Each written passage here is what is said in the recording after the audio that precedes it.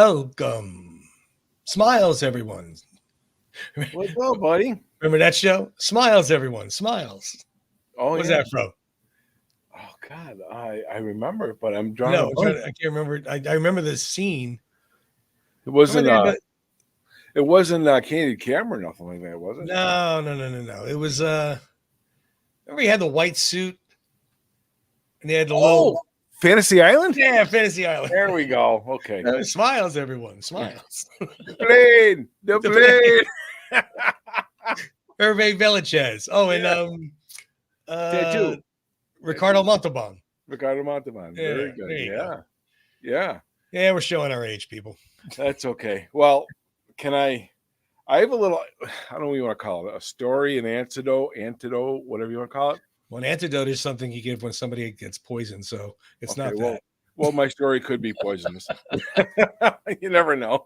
Depends on how well it washes down. Right? There you go.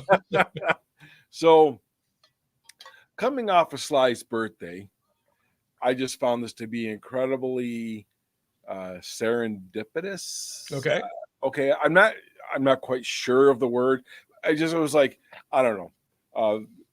Deja vu, vujade, one of these things. So, okay. Anyhow, the short of it is, so I'm driving to the hardware store. Okay. Jump in the car and I'm driving, and I flip on the radio, and it's Casey Kasem's Countdown from 1977. Nice. Right? And the number 8 song in the week of July 4th, I think it was, somewhere in that ballpark, whatever it was Jimmy Buffett's Margaritaville. Okay. Blah, blah, blah. And then, so then, I turn it up, I listen to the song, I'm sitting in the parking lot. I go into Lowe's, get what I got to get. I come back out, I jump back in the car, and, the top 40 countdown is still on. And I said, and now, number 4, remember Casey Kasem's voice. Oh, yeah. Who doesn't, right? Yeah. He was also Shaggy on Scooby-Doo. Yeah, Shaggy on Scooby-Doo. Yep. Yep. Number 4, dropping from number 1 from last week, is Bill Conti's Gonna Fly Now. Nice. Wow, this is going to be a great day. I love when I saw him right there. Oh, yeah, Casey Kasem. He had that voice, Casey Kasem. Yeah. Top, whatever it was. Very high. Yeah. America's Countdown. I can't do Casey. Sorry, I know. I don't mean to let you down, but on the general, I'm just on the radio. I hear not only Margaritaville, but I hear Gonna Fly Now. And how funny is it when you hear a song like that, but you didn't put it on? It's like, ooh, I know, right? You're excited about a song you heard 6 million times. I know. So then I was in the grocery store the other day, and now this is a song you don't usually hear out and about. Okay, you hear Eye of the Tiger, here and there. Yeah, you almost never hear Gonna Fly Now anymore. No, out and about. But Burning Heart was on. Oh, Survivor Burning Heart. Okay, I was like, whoa, that's a first. I haven't heard that out in a store. But I'd never realized, or I guess I maybe didn't pay attention to it. Was it Gonna Fly Now hit number 1 in 77? Yeah. I guess I don't know if 2 and 2 didn't add or whatever the case may be. But so then I told you about this prior, but my two worlds collided yet again. Okay. With Jimmy and Rocky. And I told you the story already, but I'll share it anyway. So I'm walking in the backyard and I got my Sly Stallone slides on. And don't you know, and I've had them a couple years, they've gone in the ocean with me. They've gone everywhere with me. I pull a Jimmy. Now, those casual fans, what do you mean by that? I blew out my flip-flop. You didn't step on a pop top, though. You just I did not. I did. Thank God I was on grass. Yeah. But boy, I'm like, you want to talk about like lightning striking. My two worlds collided. I'm like, if I was wearing a Batman shirt, it would have been all over. Oh my God, it's so funny. I know, right? It's like all combined, just yeah. too funny. Went to that alternate universe. But yeah, I was like you said, when you hear them out and about, or in the car radio, or in the store, I don't know. It's like it's a weird, refreshing thing that even though you've heard the song a gazillion times, Yeah. it's kind of like, yeah, this song's on. Nice. Well, like you, I felt like I needed to start training when I was in the middle of Publix shopping, grocery shopping, because Burning Heart came on. I'm like, grab a couple gallons of milk. Yeah, I'm like, I'm going up and down the aisles now, It was just, it was kind of like endearing to my heart to know that Jimmy and Gonna Fly Now, Bill Conti's, were in the top 10 in the same week. Yep. I'm like, well, now that's pretty cool. Yeah, it is. Very for cool. what it's worth, folks. Very cool. Just humor me. Yeah, it's the little things, everybody. It's the little things. That's it. Absolutely. So speaking of wanting to train, we decided this week we're going to talk about all the trainers in the Rocky films. Yeah. That have been involved in training, mostly Rocky, but others as well. So we decided to talk about them individually, starting with the very first trainer of the Rocky world, Mickey. Always yelling at somebody. If he wasn't yelling, what the heck was he doing? Negative. He didn't talk much. Negative reinforcement, right? It's like, not positive reinforcement, negative reinforcement. Yeah. It's like an oxymoron. You're a bum. You're a bum. But you know what? It's like, think about the stuff. Like, remember, obviously, the scene, I've been coming here 6 years, and 6 years you've been sticking to me. I want to know how come. You don't want to know. I want to know how come. Yeah. He yells, I want to know. Mickey's like, all right. Lays it into him. You want to know? Because and think about what Mickey said to him at that stage in Rocky's life. Like he said to him, you had the talent to be a good fighter. Instead, you became a leg breaker for some second-rate loan shark. Right. And Rocky doesn't even reply right away. No. He literally takes that in and then he goes, it's a living. Mickey right back at him. It's a waste of life. Right. And I mean, he just turned around, left. But with that being said, it's like he was at that point being told by somebody who he respects, you could have been somebody and you messed it up. Yep. You have no one to blame but yourself. Yep, exactly. So therefore, the trainers, they want to get you going. They want to motivate you and, physically, of course. But as everybody knows that follows any types of sports, it's all up here. Yeah. 90% of it. Obviously, you need the physicality of it, but it's all upstairs. And Mickey had that, let's see the snarl, Rock. Let's see the snarl. He had that way about him to get Rocky moving. And he had his techniques. He definitely had his techniques. He's trying to, remember he tied his ankles together with a string. Yeah. You fight like an ape. Rocky Marciano did the string. It helped him with balance. Rocky's like, I never had real good footwork. And then, of course, the world famous chicken scene. Chicken chasing. I feel like Kentucky Fried Idiot. Love that. Love it. Yeah. Yeah. To this day. Absolutely. Rocky 3, where he's towing him. Can't think of the word. Towing him along there. So Mickey definitely had the inspiration to Rocky. He had some techniques physically to help Rocky, but it was more, Rocky had the heart, but he helped him with his head to see that he could do that. He could do it. And, that's why he lasted as long as he did and went as far as he went. I mean, what about the speech in the church in Rocky 2? That was a great speech, and Rocky didn't say a word. Not one word. And it was all Mickey doing all the talking. Yeah. And if you have a favorite moment I'll put you on the spot, of Mick's training, do you have a moment you can think of? Of his training? Mick in the movie, his training Rocky. Is there like one scene or something like that sticks out to you more than another? Probably two of them. The Kentucky Fried Idiot scene is just because it's funny. Yeah, You know, I do. just because Yeah. I like it. It's comical, and I can see the old school. But the scene where the two girls come in and ask Rocky for his autograph, and Mickey goes, "Get the hell out of here! Move your little chicken asses!" Yeah. And Rocky's like, "What's your problem, Mick?" You know, Yeah. like, but then he tells him women weaken legs. Oh yeah. You know, and he's like, "But I really like this girl. Well, let her train you." Yeah. Like, Yeah. all right, no more fooling around. Women weaken Absolutely. legs. So that's one of the one scenes that kind of he talks so mentally about things. He kind of tells them, make sure you're focused. Yeah. You know, don't let anything distract you. I know you like this girl, but let's focus on the prize, and kind of get him in check there. But so I think that would be. What about you? What's yours? I was going to say the same ones. So Get out. and I can't even expand on it any better than you did. So, they're just, and I would probably add the one where Rocky and Butkus are coming up the steps to Mick's apartment.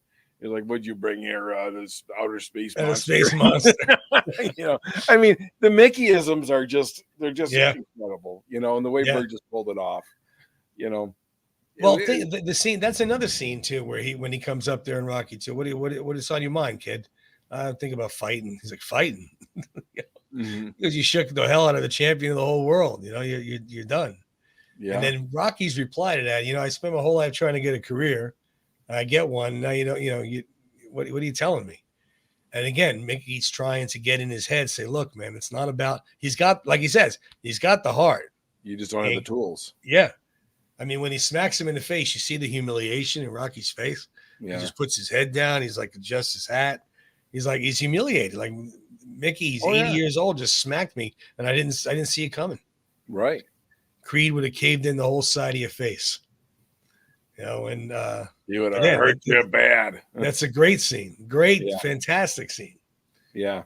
But I mean, there's so many with Burgess, and Mickey, and but those are some of the ones that stick out in my mind. Well, I mean, first of all, he was in the 3 films, so right there alone, he had a lot of exposure to have some good scenes. Right. But the quintessential father-son relationship, how he believed in Rocky and later grew to love Rocky, they especially when Rocky 3 came out, he's like, oh, I don't know, we'll join the circus, do something fun, and when he tells him how he thought he was fixed, all the fights were fixed, he's like, no, my job is to protect you.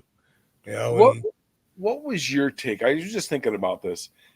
The first time you saw it, or maybe second, third, whatever, down the road, whatever, when Mickey shows up at his apartment wanting to manage him, how did you feel about that? Do you remember? When he went without really knowing how it's going to shake out down the road. When I remember feeling he's just trying to get on his coattails, get some money. When I first saw it, I was too young to really think that. Yeah. But later on, I thought the same thing. I'm like, Rocky gets a shot, and now all of a sudden Mickey's like, hey, let me help you. Right. Right. And Rocky says that in the apartment. Right. But now you want to help me?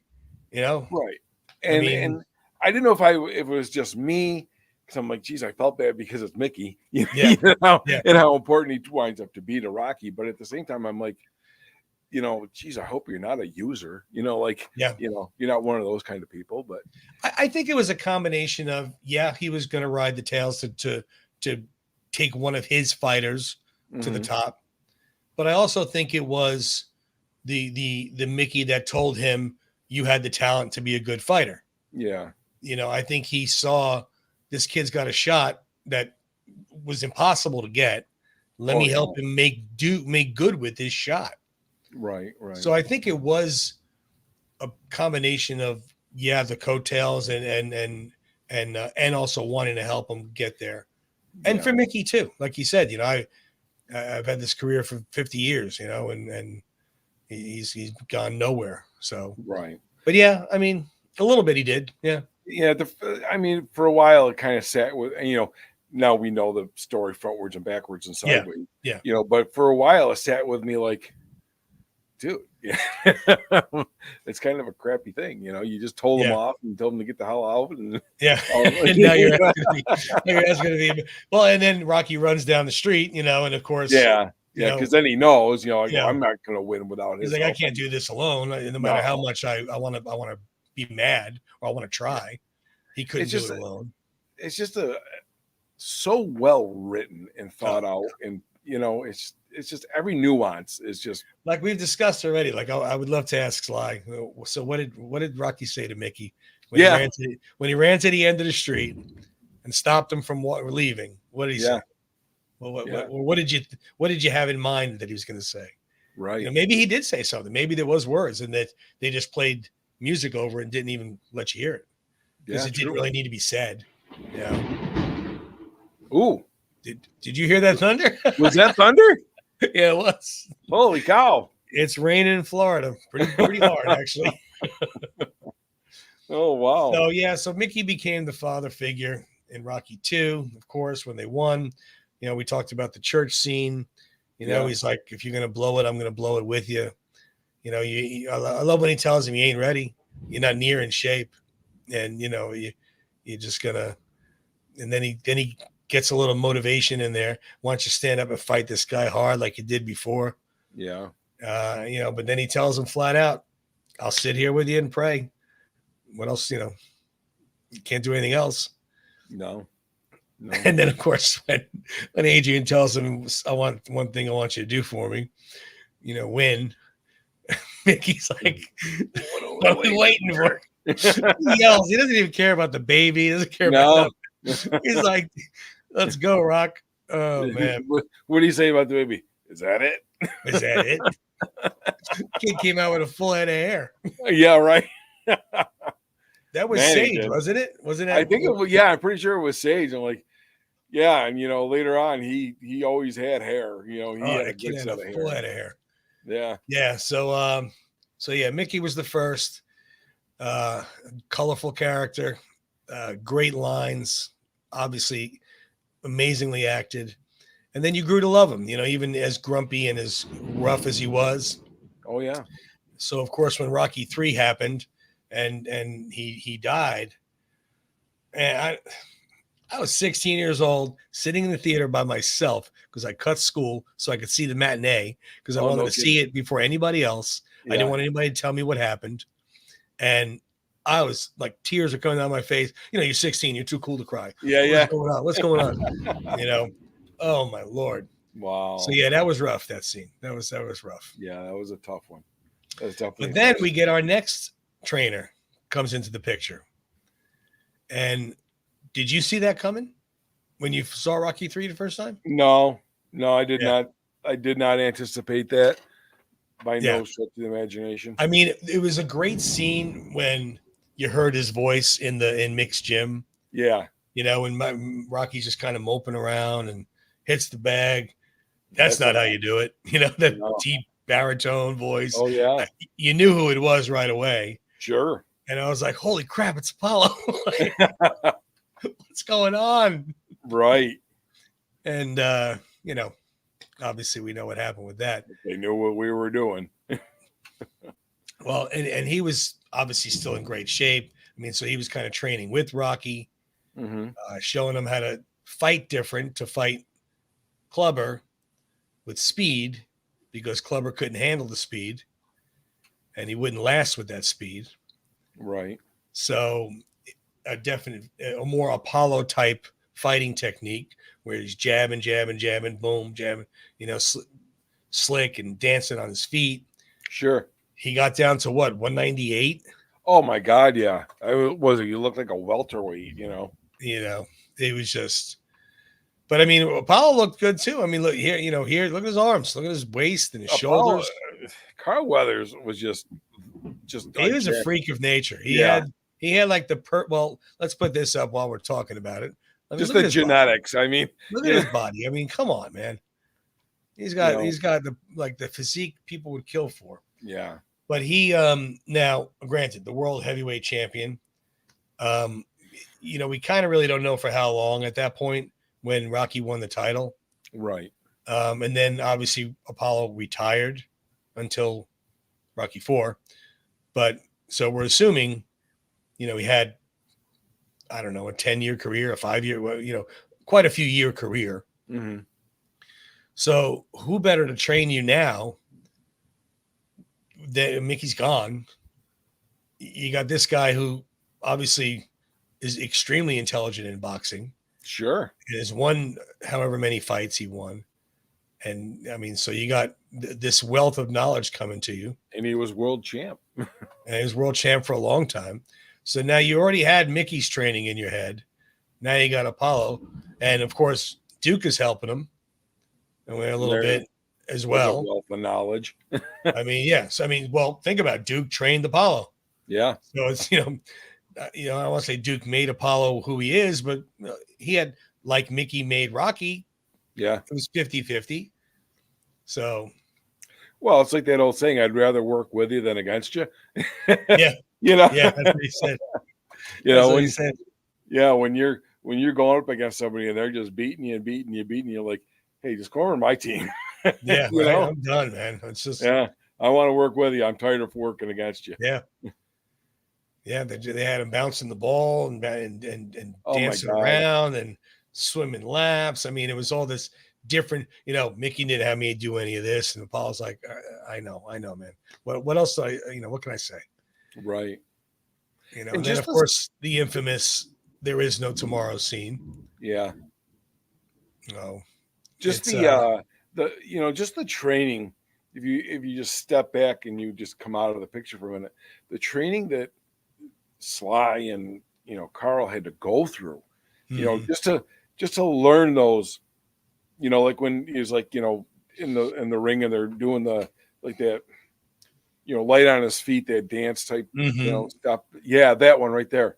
Mm-hmm. Just to learn that choreography and, I know actors do that all the time or whatever. Yeah, of course, but it's still physical. It's the physicality of it. And you got to have the athleticism to do it. Right. So it's not a given. No. Yeah, they could teach you and train you, but it's not a given that you'll be able to do it. No. I just the hours of preparation for these scenes and this roles were. Sometimes it just boggles my mind. Whether it's whatever movie, you're watching whatever, and it's just seamless. Yeah, you know what I'm saying? It's just seamless, and it's like when you can believe that person on the screen to be that person on the screen. Yeah, they did their job. Yeah, it blurs that line, and like I said, we'll go down to Philly in November, and we're going to see Rocky walking the streets. Maybe. You never know. Yeah. But he so in Rocky 3, it wasn't really Apollo though that got into his head to snap out of it. We know who made him snap out of it. She had a lot to say on the beach to him. Oh yeah. Adrian kind of told him, look, if you don't want to know more, whatever, but either do or die, make up your mind. Yeah.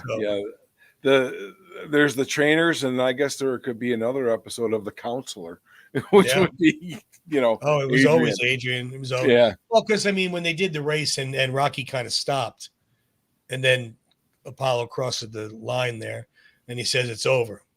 It's over. He's done. He checked out. Yeah. And that's what Apollo yells at him. What's the matter with you? And Rocky doesn't even say anything. He just puts his head down. So after the speech, I would love to see that scene. Like, was there a scene made where after Adrian lit into him, like, enough, do what you got to do? Was there a scene where Rocky went to Apollo, champ, let's go. I'm good. Oh yeah, I got this. Okay. Let's go. I'm ready now. Okay. Because Good then point. The next you just see him. You just see them jogging together. Right. Dancing around and whatnot. Okay. But good point. But I mean, who do we better get trained by than the heavyweight champ of the world? Oh yeah, absolutely. After that, obviously we know when Apollo decides to take on this monster Russian, that does not end well for him. But he goes and hires Duke to train him over in Russia. Yeah. Now again, You got Duke, who trained Apollo. Now you got Apollo, Duke, and Mickey all trained Rocky. Yeah. I mean, Rocky's like the super trained boxer. Yeah. He's got everything. Right. He does. I mean, he's got Apollo's knowledge. He's got Duke's knowledge, who helped Apollo become who he was. Mickey, of course, to become Rocky, who he was, and then Right. Rocky's own heart and fighting skills. Sure. But Duke, man, Duke. Ooh. Yeah, it'd be like if you could take like microchips and just put them in a person. Yeah. Maybe like all of a sudden this person's like becomes like a superhero. He does. He does. Yeah. Well, Duke will get you going. I mean, Duke starts yelling, no pain, or this is your whole life here. You got to punch and punch till you can't punch no more. Oh. I wanted to punch the person next to me when he was saying that. I was like, dude, I'm sorry, man. He had me going. Sorry, buddy. Yeah. I mean, my goodness, he's so, and he doesn't even have to yell to do it. Like when he walks up and sees him in the cabin, he's like, I know you're going to have to do everything alone, but Paul was like my son, blah, blah, blah. You know what you got to do, do it. Like, oh yeah, do it. Yeah, I know, right? God. Yeah. So yeah, he can get you going. Just another incredible actor. Tony Burton was awesome. Yeah, and a smaller role, so to speak. I mean, when you're looking at the bigger picture of the actors and the characters, but again, like we've discussed before on some of the other shows in past, it wouldn't have been the same without him. It wouldn't have been the same with somebody else that let's put it this way. Look at the cornermen besides Duke. Look at the cornermen that Apollo had, right? You really don't remember who they are. No. And same thing with Rocky. You had that, the Mike, the Mike. Yeah. And but I mean, the doctor, yeah, or the cut man. Yeah, the cut man, Al Silvani. Yeah. Al Silvani, yeah. But again, if they were kind of just in the back and whatever. Right. So without Duke, it would have been very different. But he made the most of his part, Oh God, yeah. Yeah, he brought Duke to life. Even though it might have been a smaller role, he put it on the map for sure. No, agreed. And then after that, Rocky himself is retired now. This is after Rocky IV. And he takes Mr. Tommy Gunn under his thumb, under his wing, whatever you want to call it. And almost like an Apollo Rocky, where he's still in shape, still can do things. Excuse me. But so he's running the streets with them, he's running up the steps with them. Obviously we know how that fared. Right. For the ending. But Rocky was trying to teach him what he knew. Like he said it throughout the film. Mickey, he was a trainer. He said this to me, and you got to do this, and you slip the jab and all this stuff. He was trying, but he didn't know how to do it. It was messy. Yeah. The way he was trying to train him. Yeah, he couldn't formulate it, I guess. Yeah. He couldn't put it all together, and also look at all the other stuff that was going on in that film. He just lost all of his money, lost his mansion, lost all his belongings. He's having issues with the son. Adrian's not happy with what's going on. The family's kind of some static with the family. Oh yeah. And then of course he finds out Tommy's kind of screwed him over. So it was a little different in that part. Right. Still one of my favorite scenes though in 5 is it during the fight with Tommy and shoot, I can't think. I'm drawing a blank. Anyhow, Rocky, Union Kane. Thank you, Union Kane, and Rocky's down in the basement with Paulie, and he's hitting that heavy bag. I love that part. I think the whole house shook when he was hitting that bag. I know. It's like you shake the foundation for crying out loud. Everybody, like Adrian, Paulie, and Robert, were all looking like, holy crap, what's going on? I know, right? Kind of sounds like that thunder you just had. Oh, jeez. Gotta stop soon. Man, but I just that scene always gets me, because you can just feel the angst in him. He's like, he wants it so bad, and Yeah. oh man. But also in that scene, it's heartbreaking when he says, "I gotta thank the man that got me Oh, here," and all that, and he doesn't even mention Rocky, and you can see Rocky's face, he's just like, looking it killed down. me. And, Killed me. it did. Yeah. Adrian looked at him. Adrian knew. She knew. She was. That's. Yep. So then, fast forward. So that was 1990. So let's see here. 16 years later, we get Duke back. Yeah. We get Duke back for Rocky Balboa, where, like he says in the training montage, you know everything there is to know about training. Sparring's out, hard running's out. Hard running's out. Yeah. Calcium deposits on your joints. He's like, Paulie's like, I had that too. Yeah. We're just gonna build some hurting bombs. Oh yeah. Just love it. Just love it. That's that training scene. Now think about it. First of all, Rocky's going back to getting trained again. Sorry if I just made a loud noise with the microphone. Rocky's getting trained again, but now Rocky's getting trained by a familiar face he's been with for a long time. Sure. Also, like Duke says, he knows everything there is to know about training. I mean, it's not like he's going to find something new. He knows how to fight. He knows how to hit. He knows what he needs to do. But man, that scene, he's smashing the kegs on the ground, or he's deadlifting, 315 pounds at 60 years old. I mean, running up the stairs in the snow with that ugly dog. Yeah. That's an ugly dog. Yeah. It's a good dog. I know, right? And the dog just looks at him. He's like, leave me alone. Yeah, the training in that was different, obviously for Duke, but it was Duke again. Duke being, passionate and inspiring and motivating to get him to do what he needs to do. There were some deleted scenes with him, with Rocky in the ring, training, and he had some headgear on. I've seen some pictures. Oh, you told me about this. Is it with the opera music? Yeah. Yeah, I didn't see it. Yeah. But you told me about that. It's like some Italian opera arias going on. It's almost slow motion or something, I think. Right. Yeah. Right. And I'm like, well, okay, maybe I can understand why they pulled it out, because Duke said, sparring, you can't, whatever. And right. So then all of a sudden he's sparring. So, so I get it, but it just popped in my head, that I saw that there was. And that's on the Blu-ray. Yeah. It's pretty neat. The Blu-ray for Balboa and 5 is coming out next week. I was going to say soon. I think it's like the 15th or something. Yeah, 16th. Real soon.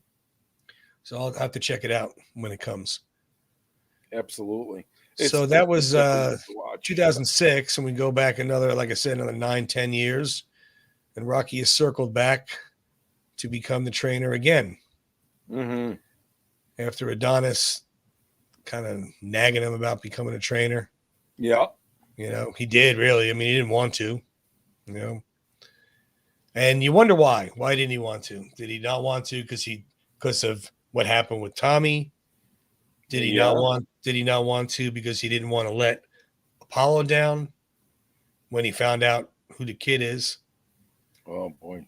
I think it's a culmination of both of those things, plus maybe just the not knowing if he was able or capable of doing it, Mm-hmm. I mean, those are two very valid and real points. Yeah. You just said, because you get burned once that bad. Yeah, it's hard.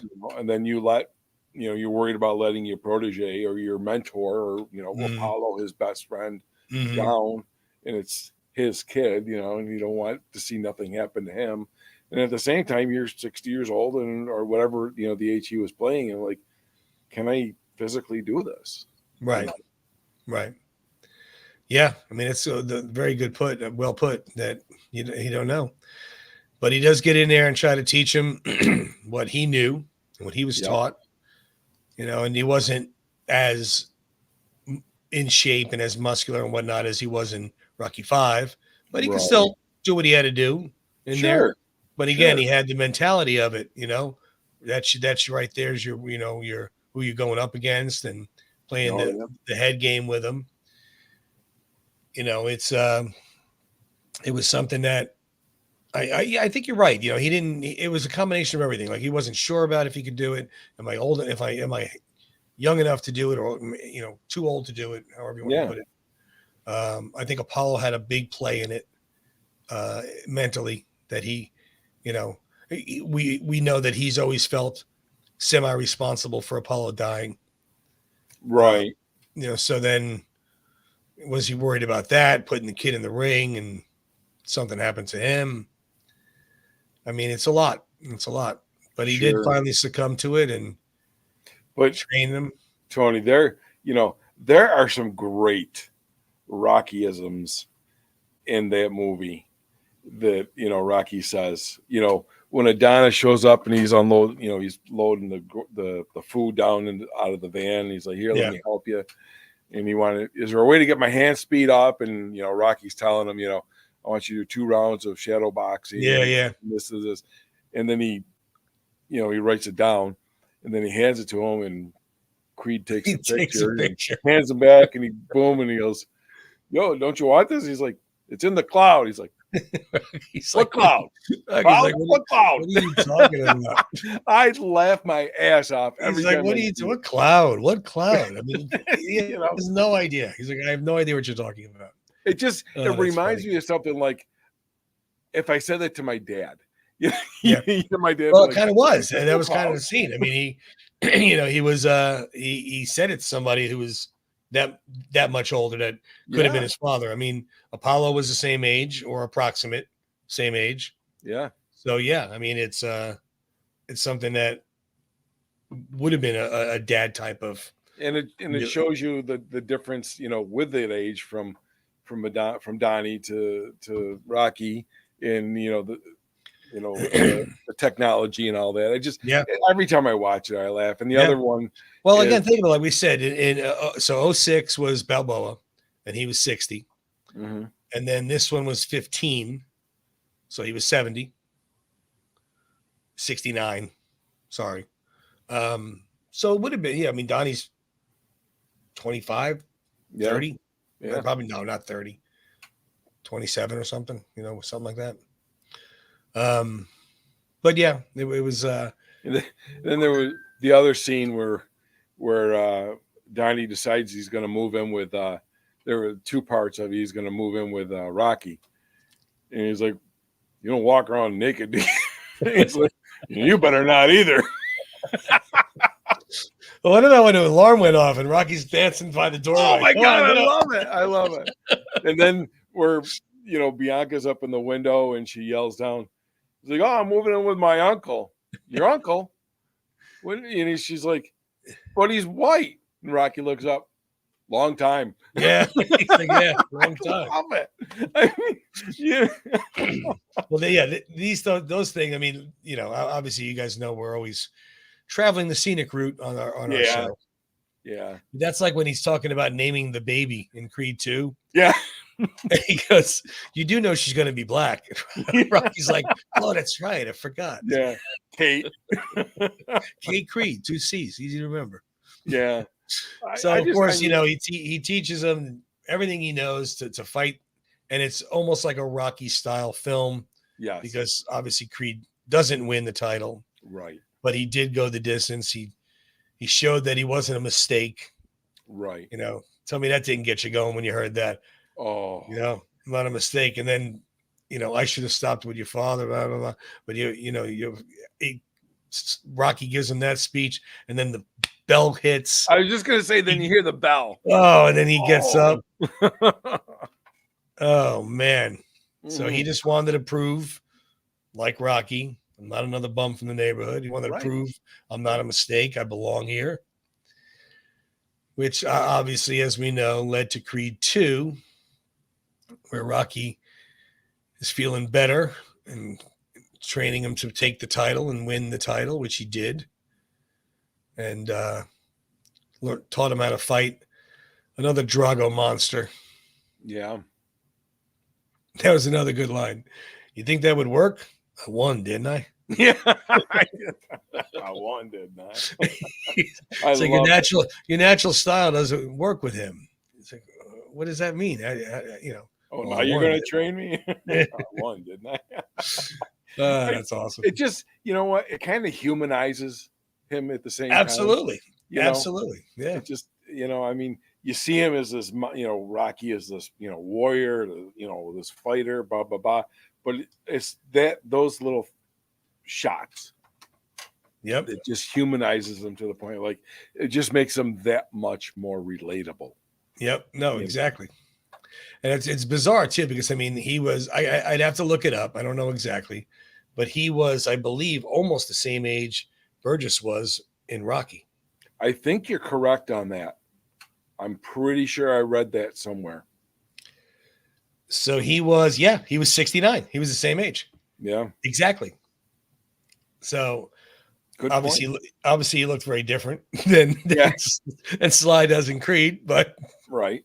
And those were some of his, I mean, all the movies we always say are excellent, but from, Balboa, Creed 2, some of his more dramatic role, just excellent dramatic acting, By who?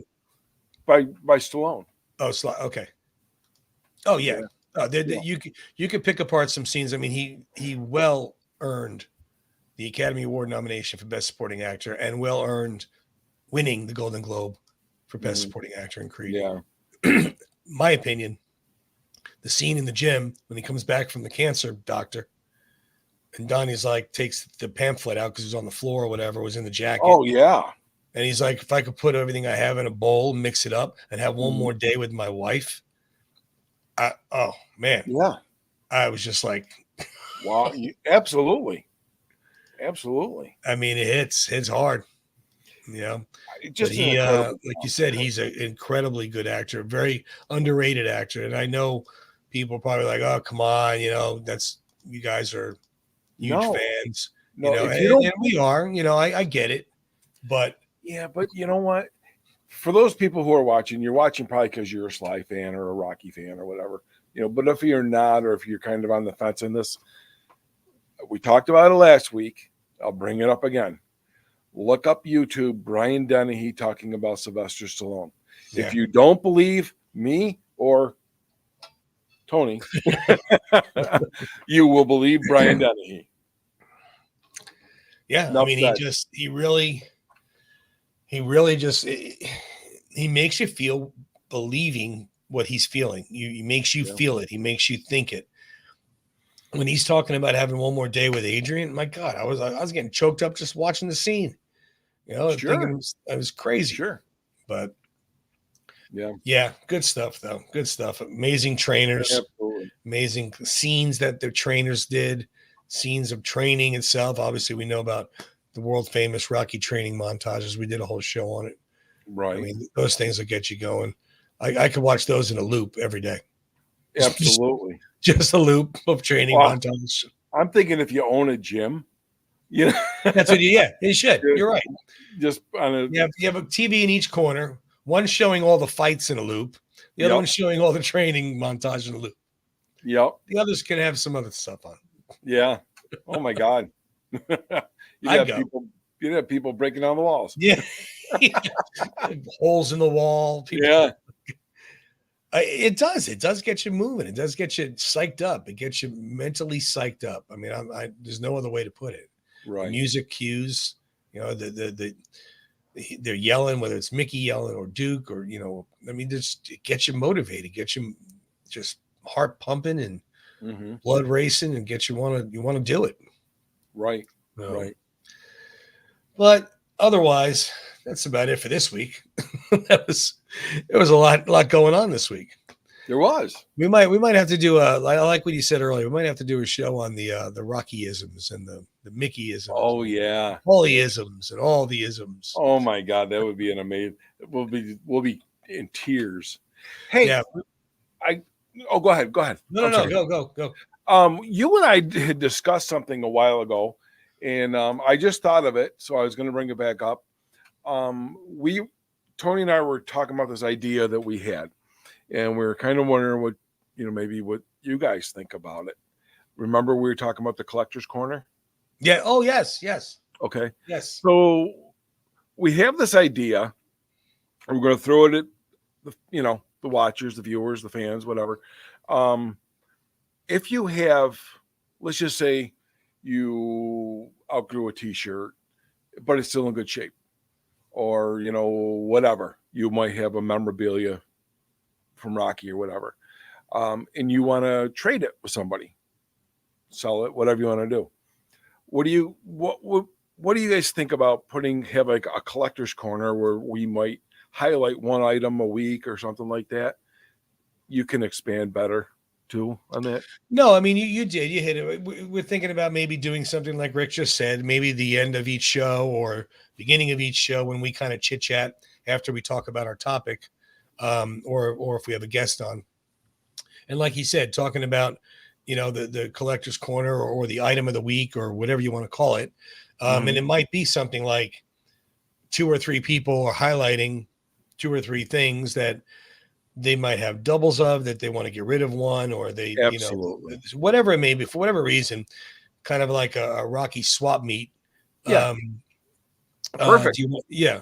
So let us know. I mean, tell us your thoughts, your ideas. If you think, it's not really gonna fly, but we'll see. And then if you do, you can send us pictures. We could put it on there. We could put your Instagram handle on there so they can contact you. Interested in swapping it. We're not getting anything out of this. Yeah, this is all between you and whoever wants it. Yeah. I mean, so we just kind of figured it would be a fun way to see other items that maybe we haven't seen. Right. And it can bring Rocky collectors, Rocky fans, Sly fans, whatever, together, in ways that I'll just say, like I said, a week or two ago, I picked this up. Now, if I had 2 of them, I might throw it on the show and say, hey, this is a $5 value. I'm looking to trade for something of equal value. Yeah. And that's all we're talking. We don't want to get into like the selling of anything. No. We don't want to get involved in any of that. It's basically, like he said, a Rocky swap meet. If you want to, and then you guys can exchange your information. We'll just put it on there. We'll just list it on there. This is what it is. Contact Rocco Bob 33 if you want another of this, and then see, see what happens. We'll do it for a few episodes. If it takes traction, cool. If not, we'll move on to other things. Yeah, it's again. I'm glad you brought that back up. I completely forgot. Just trying to bring everybody together more. That's all. Yeah, we'll all meet at Rick's house. Yeah, we'll all meet here, and I got bourbon and cigars. Yeah, we're all going to meet at the Rocky Run. I hope there's a lot of people going to that. I know that a handful have already contacted us on Round 14 on Instagram saying that they're going to be there. Yeah. And they're going to stop by. So it's going to be fun to see that. I know we talk about it a lot, guys, and it's still months away. But yeah, we're pretty pathetic. We're just very excited about it. So that's okay. And so what is this? July, August, September, October, November. Well, that's 4 months. Not too bad. It's still a ways away, but it'll get here quick enough. I'm not going to rush the summer. That's for damn sure. Yeah, right. But I understand that. But it will. I do. We both look forward to it. Yeah. And I know we mentioned this before, but we're going to change the intro and the outro to the show. But we are waiting till after the Rocky Run because we're going to have newer, better pictures to put in there, or videos. Yes. To put in there from when we go up again. So we're going to wait a little bit on that change. We were going to do it sooner, but we're going to wait on that and do it a little bit later. So it won't be out for 4 more months. But yeah, as always, if you guys have any ideas for shows, any ideas for topics, for something to do on the show, not even a whole topic like Rick's, Rocky swap meet there. If you have another idea, we could do something. Let us know. We do not want to be involved any which way as far as like exchanging monies. It's going to be between you. It's completely between them. Yeah, between you and the other person. We're basically we're just arranging the meet. That's all. That's it. That's all. So, and if it's a bad idea, if 5 or 6 people message us, no, it's not really. gonna fly, then fine. You know, we just won't figure We're something else out. Throwing it out there and see what we can do. Yep, exactly. That's all. All right, brother. Well, another good one. Next week is gonna be a good show. Looking forward to next week. Big surprise for everybody. Yeah. We have a very good show coming up. Very special guest that we will be chatting with. So you'll find out next week. I might drop hints before then. We'll see. Rick and I might drop a couple of hints of who it's going to be beforehand, a few days beforehand. We won't go too crazy, but that'll be a fun one. We'll see. Very much looking forward to this. Yep. But until then, thanks for watching. Appreciate it. If you are watching for the first time, thank you for following, or would you follow? And thank you for watching, I should say. And hope you guys enjoy the show. We'll see you next week. Absolutely. Take care. Enjoy. Have a good one. Thank you.